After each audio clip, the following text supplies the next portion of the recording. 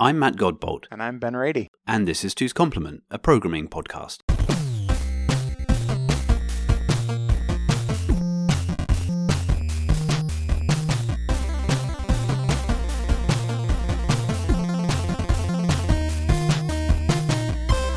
Hey Ben.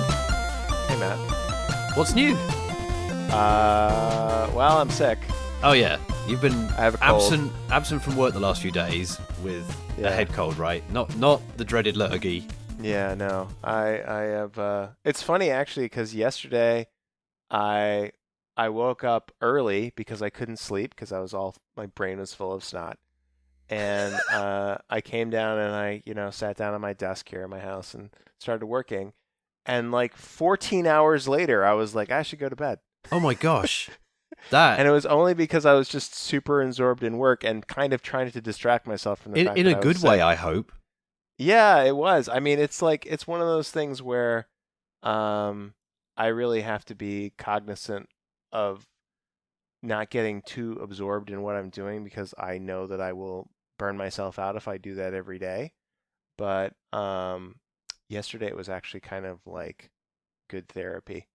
And I sort of was thinking about some of the folks at Twitter that are doing that not of their own free will these days. Oh my gosh. Yeah. And going I have to be careful because I don't want to. Talking of being careful, now you and I usually go out of our way not to mention anything that's particularly contemporary because we like to reorder our episodes as we see fit, and now we're exposed to having to release this one sooner rather than later. Otherwise, people will. Well, that's assuming that by the time you're listening to this, Twitter even still exists. Yeah, I do hope it does. It survived a lot over the years. That's true. We are not. That is not the topic for today. That is not today's topic. That has occurred will not be a surprise to our listener. I would like to point out that I'm excited for you that you are as excited about what you're doing for your day job right now that you can spend 14 hours straight and manage to self-limit because you will otherwise burn yourself out in a good way because you choose to. Yeah. Yeah. So that's great news. And it's been fun.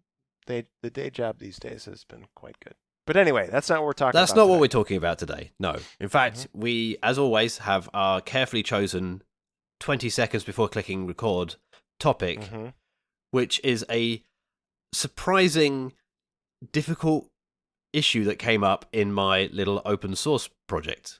And I was surprised how difficult adding a particular feature was. And I was thinking to myself, this could be like one of those coding interview questions that you could give to somebody. And then I don't really like those at the best of days, but sometimes you have to come up with them. And then I thought, well, let's talk about it on a podcast because it's kind of an interesting problem. So the problem is this. Let's suppose, hypothetically, you have a website and because you have very strong opinions about the amount of advertising or otherwise on your website, you want to strictly limit the number of little icons for your advertisers stroke sponsors to some number. So I only want to show, say, 3 icons at the top right-hand corner of my website because any more than that and it drives me mad and I'm sure it drives my users mad. So that's the starting point. Then I suppose you've got multiple sponsors and you have agreements with those sponsors that say, hey, I need to show your icon at least one in every N page loads. And, those so far, you have 3 sponsors and 3 slots. And so the algorithm has been hard code the 3 icons into the top of the page and get on with your life. So that's a pretty good algorithm so far. But then imagine a 4th sponsor comes along and you realize suddenly you have to make a runtime determination about which sponsors to show when so that you can hand on heart go to each sponsor and say, hey, your icon is being showed this many times. And I have metrics to track that so I can actually show people this, right? And because the easy route would just be to randomly show them and then hope the law of large numbers comes along your side and just make sure manually that there is it's not impossible for you to show the requisite number of time of sponsors per time. That that's not fun. I'd like to come up with an algorithm which can provably show that I can get every single sponsor shown and that there will be no issue. Or it will throw an exception and say, nope, you've oversold everything. You can't keep everybody happy now. And you might have to go to 4 icons. So that was the problem I was facing. And I sat down and I wrote something, and it turned out to be substantially more difficult than I thought it should be. So just to clarify here, this is the promise that you've made to your sponsors. That's correct. Is that you will show their little icon, their image, some percentage of the page loads? That's correct, yeah.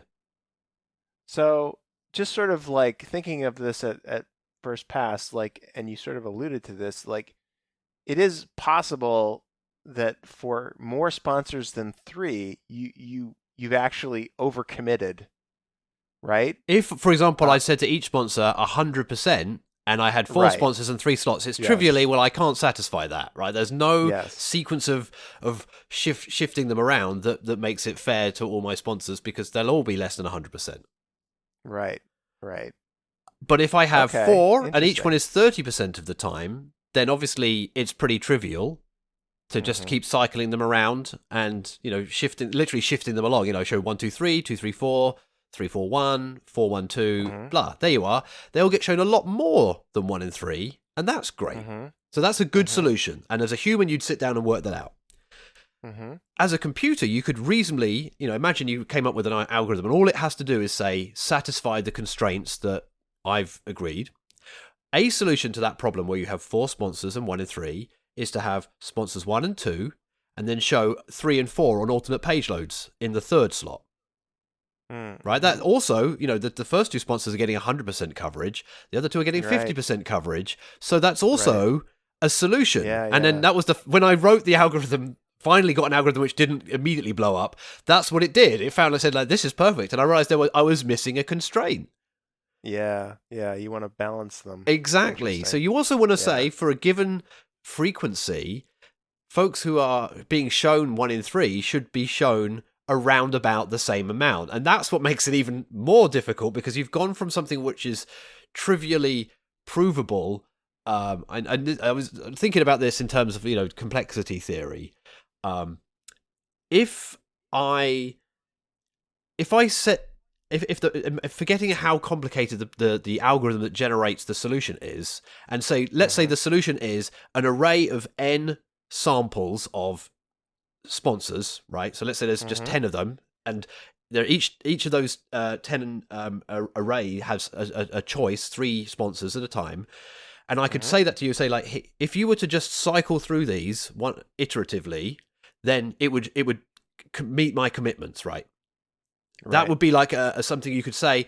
You can, in a very straightforward way, you can see if it is a solution, right? So it's the solution can be checked in polynomial time, if we're thinking about like NP and non-NP kind of problems, right? Like, so a solution where you're saying, is this does this meet the criteria of all of the sponsors individually? You go, well, there's 10 slots. Sponsor 1 is shown 4 times. Sponsor 2 is shown 4 times, and sponsor 3 is shown 4 times. Whatever. Then that's more than a third of the time, so they're all fine. Okay, this is definitely a correct solution, and so that becomes one category of difficulty.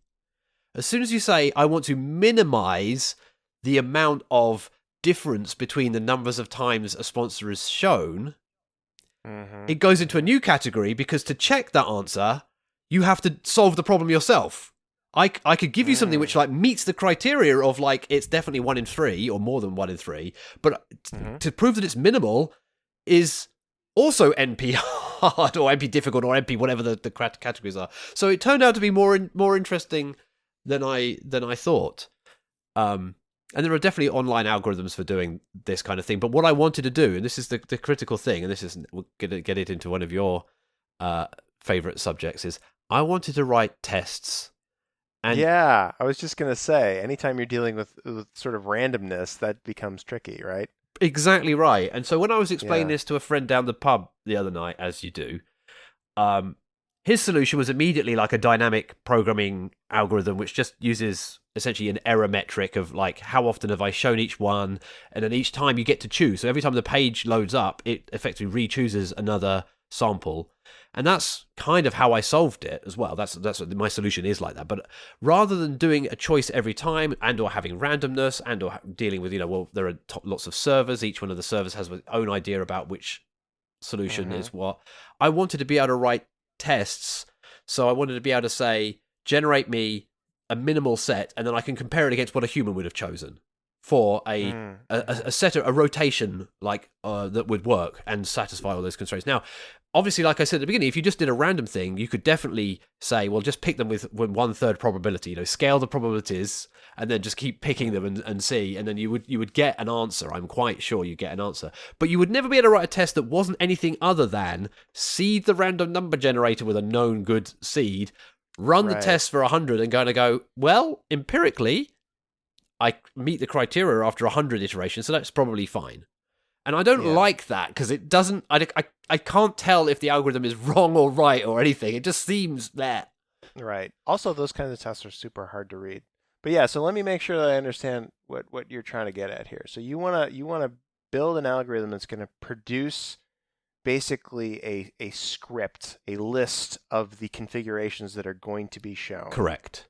And maybe, I don't know, just to have the page just rotate through that list over and over again. Okay, cool.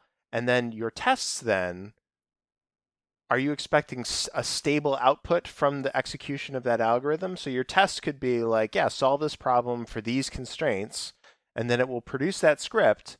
And then like in the most basic case, you could literally just assert that, for this configuration with these constraints, it produces this result, and if I change the configuration, I will get a different result. That is exactly a fair summary? Exactly correct, yes. And so for the very simple cases, yes, you can sort of squint and say, well, what would I do as a human? And then obviously modulo ordering that where it doesn't matter. And in fact, I enforce a sort ordering within the icons just to make it sort of stable, like you said. That's what most of my tests are. They're like, well, I've got 5 sponsors and 3 slots, and then these 2 have this frequency, these 2 have this frequency, this one has to be shown every time, and then this is the only solution that I could think of, and maybe it comes up with a slightly different solution, and then I just convince myself the solution is equivalent, and then say, okay, well, that's the one I'm codifying here. It's like my algorithm. So it's a little bit black box testy, or not the other thing, the other type. It's definitely a little bit oversensitive to the nuances of the algorithm in that, but it is at least human understandable, right? You can say this looks reasonable to me, like 1 2 3 1 2 4 1 2 3. There you go. All right, now we've got all of the ratios are right. Everyone's about equal. That looks good to me. I'm fine with it. Yeah, and you could send that to all of your sponsors and be like, this is literally what we did. Exactly. Right? If so if nice they can, and from that standpoint. I should like the record to note that my sponsors have shown no indication that they give any kind of care at all about this, other than like I have an agreement that says 1 in n, and I'm sure they'll take my word for it. But I would like them to know that I've really thought hard about it to make sure I'm giving everyone a fair shot. But so it was an interesting problem, and I sent out a message in this sort of random channel at work, and I'm afraid to say we paralyzed half of our math PhDs. Oh yeah, it was a wonderful nerd's night. When they all started citing N choose K papers and the choice problem and all this kind of stuff. But it was fun to discover, and as I say, it might make for an interesting interview question, even if you know how to do it, which I think I do now. There's still a lot to discuss in terms of like testability, like we've just been doing here. I should say that I did also write, as well as all these little unit tests, I did actually write an actual test that says, just generate, call the code that's going to use the pre-canned list, having created the pre-canned list, and do it, sample it 1,000 times, and let's just make sure that on aggregate it still actually does keep to all of those criteria that are like each sponsor is 1 and n. So that's kind of my integration test there, where not only is I'm sort of rendering the page effectively and then looking at the icons and going like, did these come out right? Which tests both does the icon thing do the right thing, as well as does it correctly call the underlying algorithm, and then does it in fact choose a new and different one of the possible solutions each time round, like round robin or whatever it's doing. It strikes me that actually might be a good application of a generative testing or property-based testing. Oh, that's interesting. Framework. Yeah. Especially if you wanted to be able to sort of dial up or down the amount of time you were willing to spend verifying the algorithm. Yeah. Right? Like you're never going to be able to get 100% certainty with a generative test, but you can be like, I ran this for 12 hours testing all possible combinations that the generative testing framework could come up with, and all of them satisfied the constraints. Yeah. So, I'm not 100% sure that this is correct, but I'm like many, many nines sure that this is that's correct. really valid. I mean, obviously this is overkill. All this stuff's overkill because given the N will be 3-page slots and maybe 4, maybe 5 sponsors total ever. Again, a perfectly valid solution to this entire problem is Godbolt sits down and writes out the list and then types it into the code, right? Literally hard codes the list in. That's completely reasonable.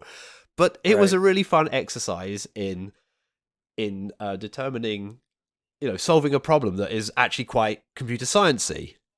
But so are you going to? I was going to say about the generative. The thing that strikes me about the generative is that it is easy to, given a generated set of constraints, like N slots, M sponsors with this many constraints themselves, to prove that the result that you got out of the algorithm is correct. Right, that I think is what you're talking about here. Is like sort of essentially randomly choose the number of slots, randomly choose a bunch of sponsors, call the algorithm, and then you can, using this simple algorithm of like just counting the number of occurrences and dividing them by how many times, how many things you got back, you can say, yeah, this definitely hit the constraints that we cared about. Although, again, the balance between sponsors is a bit more subtle in terms of that, right? But ignoring that part for now, you can say, okay, this is provably correct. What you can't do is check that if it turns around and says there's no solution, you can't tell if it's right or not.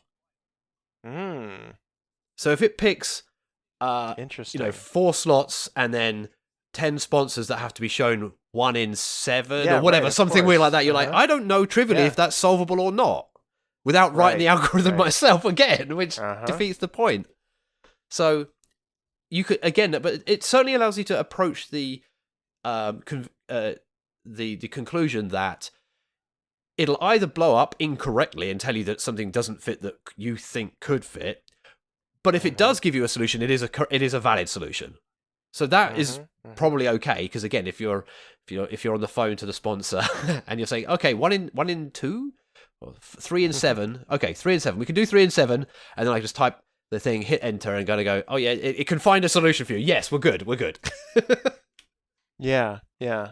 No, I mean, you could definitely have a generative test that, like if I was writing something like that, I would first start writing it with constraints that I knew couldn't be solved for, and then I would run the generative test until it blew up, having hit one of those constraints, just to make sure I'd written the generative test properly. Right, that's true.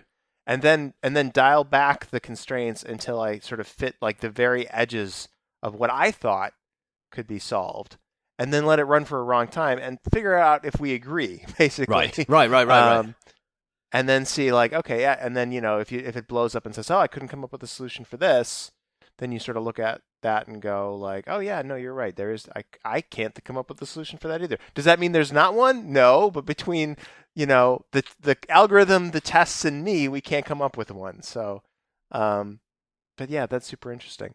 So I mean, I gotta say though, like, are you gonna leave our listener hanging by not explaining what your solution was? Because I feel like we've got code, so it's effectively the dynamic programming solution. So I have my array of sponsors to fill, and the first thing I do is I sort all of the sponsors by how their current occurrence compares to their hoped occurrence, right? How so you start out and nobody's been seen ever, right? So everyone's equally badly placed, right? So at that point, you just pick 3 arbitrarily out of your list and you put them in. But now they're all at 100%, right? Which is obviously higher than the target that they wanted, and that's fine. Higher is always better, right?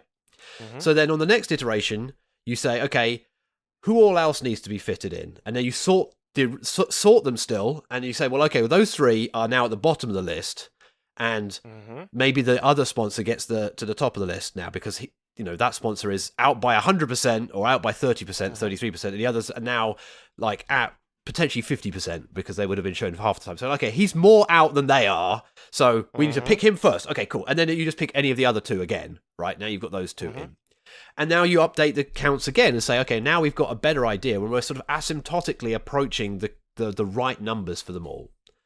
As you go. Okay. But the other thing that I do, and this is the second constraint, so that will immediately find a solution to the problem of having 4 where they have to be shown 1 in 3. That will immediately find the solution where it goes 1, 2, 3, 1, 2, 4. We're done. And you're like, no, that's not fair on 3 and 4. They get shown half as often as 1 and 2, even though they're all paying the same amount of money, right? Which is effectively what this all amounts to. So adding that constraint of like saying, I want to reduce the standard deviation of occurrences for sponsors that are at the same tier. So if you're a 1 in 3 guy, then I'm going to get all of the other sponsors that are 1 in 3, and I will say, how many occurrences are there of each of those? What is the standard deviation of those counts? If they're all the same, the standard deviation is 0. It means like everyone's got perfectly fair. But if it's like 2 and 0 and 0, the standard deviation is, huge. I don't know, 2 probably, nearer 2. And so that's too high, and so we're going to keep going. And then that also gets counted in like their score as to whether or not they should be picked or not, is like how behind they are their contemporaries. And so you just keep going until you hit a set where all of your constraints appear to be, all your constraints in terms of the number of times that things are being shown have been met, and there isn't a single standard deviation amongst all of the sponsors at the same level where anyone's been put out by more than whatever threshold you've decided is like, that's fine. I think my threshold set to a quarter or something like that. So like everyone has to be pretty much on the same number, maybe one higher than the other. Right. And that means that the algorithm will keep going. In the case of, like a rounding error of like, well, it's 0.333333. It'll keep going and adding more and more and more and more until eventually it goes, well, they're close enough now. They're within a quarter of a standard deviation over the number of choices that I'm going to make. Now, I can see you looking and thinking now. Well, so the first thing I'm kind of thinking about here is, so you're actually able in this algorithm to bucket the sponsors into the like fixed frequencies, right? Like you have, it's not a continuum because I've phrased it as 1 in n rather than 33% or whatever. Now, I'm sure I could come up with an equivalent scoring that sort of says how fair is this. Now, one thing that occurred to me is that the algorithm could, in fact, pick a sponsor that's paying less money to more often than the sponsor who pays more money if there's like competition at one level. So you could imagine weird situations like that, and I haven't put that constraint in yet. But my instinct is that you could come up with a score that you want to either maximize or minimize depending on which way you do, about like how good this particular choice is, and then you keep going until either that score is as high as it could be, or as low as you like. If it's an error, as low as you want, or maybe you go until it stops changing between iterations, and you go, well, this is the best I got. And then if it's not getting any better, you're like, well, then no solution exists. Which is kind of where I ended up, although I just got a hard-coded set of like, if you get to 100 and you can't fit these constraints, then probably that's not good enough. And so I'm certain. And maybe somebody who's listening now is jumping up and down in their chair, or is walking their dog, shouting into the void about like this. Well, of course you use, Bresenham's blah, blah, blah algorithm. Right. But, and if so, please let me know or send me a PR or whatever. It's one of those things that I enjoyed the intellectual challenge of trying to think of a solution, and probably somebody smarter than me is going to say, oh, there's just a closed form solution. But as I say, a bunch of math PhDs couldn't come up with an answer in an afternoon at work. Right. And I mean, it's in a lot of ways, I mean, this is kind of like a portfolio optimization problem. That's the funny thing, is it is very similar to our day job. Yeah. That's very interesting. I was going to say, it's actually an interesting problem that presumably every online advertiser kind of has to solve as well. They're trying to maximize their profit given X, Y, and Z constraints. Like Google can't show you 100 ads; it can show you 3 or 4, or debatably how many of the actual results are in fact ads hiding as such. Right. But whatever. The idea being is that, like, I show you the 3 best, and how do you determine those 3 best, especially quickly? Right. And then there's the meta portfolio optimization problem where Google has to decide how many slots for advertisers will make us the most money. Right. Oh, gosh. So you got to optimize that portfolio problem based on the greater constraints of, like, how many will users tolerate? Exactly. Whereas, I just plucked 3 out of thin air and thought, well, this looks like there's enough space on the page for 3. Right. Hopefully. Did I tell you about the change to? Have we ever talked about Bank of Dad? We've talked about Bank of Dad. I don't know if we talked about it on air, but we've talked about Bank of Dad. No, I don't think we have talked about it. Which, is a great way of bankrupting yourself, as you're about to explain. I mean, for a greater cause. So for our listener, Bank of Dad is this thing that I actually got from a coworker many, many years ago, where his dad would pay him a ridiculous monthly interest rate for money that was quote unquote deposited in the Bank of Dad, like 5% a month, so long as he calculated the interest properly. And this is, it was like 6, 7, 8, 9 years old, right? And so I've done this with our kids for a long time. And what I've discovered is that you got to make the problem harder and harder and harder. Otherwise, you're really not getting a good return on your Bank of Dad interest payments. And these days, for my oldest, we have given them a portfolio optimization problem. Oh, my word. Because we went from, simple monthly compounding interest to daily compounding interest to continuous compounding interest to continuous compounding interest. We actually had a version of this where it was like, I would give them the interest amount for the month, assuming continuous compounding, and they had to figure out the interest rate. So inverting the problem. And now the latest version of this has been a portfolio optimization problem where I say something along the lines of, like, okay, you can pick the interest rate and the number of days that interest is applied, but there's a fee calculation that is a function of those things. And so the fees will be deducted from your total interest. And so you have to figure out which combination of interest rate and days results in the highest actual payment to you. Oh my gosh. And this has been, and of course I've set myself up now for the future of having, like, infinitely many dimensions to add to this portfolio optimization problem, where I say, okay, and here's another fee, and here's another fee, and here's another fee, and here's another fee. So by the time they graduate from Bank of Dad, they'll be running their own trading system against the world, right? Or like having to solve the same problems that we do. Yeah, that's really cool. I mean, we've already kind of busted out a little bit of Python to try to solve some of these things. Oh gosh. So it's leading in a good dimension. But yeah, both my kids are at least one of them is well versed with this type of problem, and the other one is sort of like looking over the ones and going, is this how I'm gonna? And you're gonna have to come up with something more complicated. Yep. Yeah. Factorize this large prime number correctly. Other people make their kids, like, mow the lawn and clear snow, rake leaves.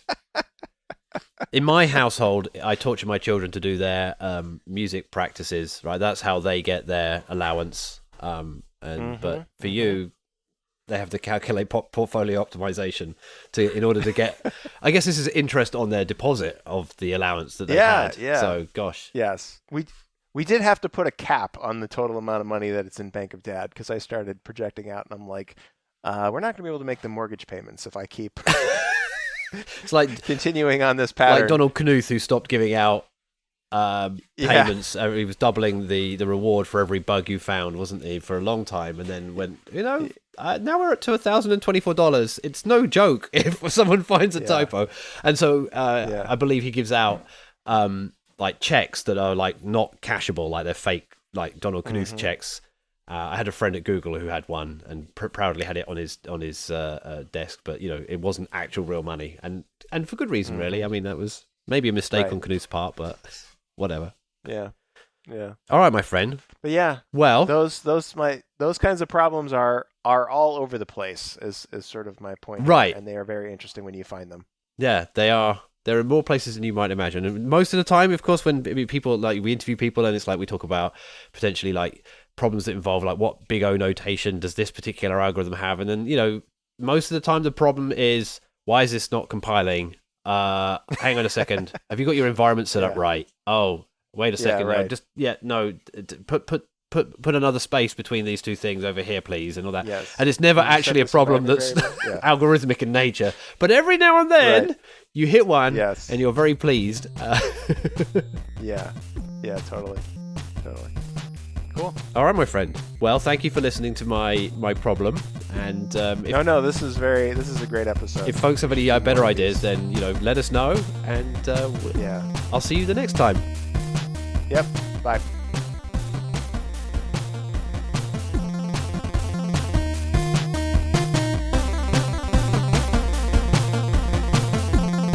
You've been listening to Two's Complement, a programming podcast by Ben Rady and Matt Godbolt. Find the show transcript and notes at www.twoscomplement.org. Contact us on Mastodon. We are at twoscomplement@hachyderm.io. Our theme music is by Inverse Phase. Find out more at inversephase.com.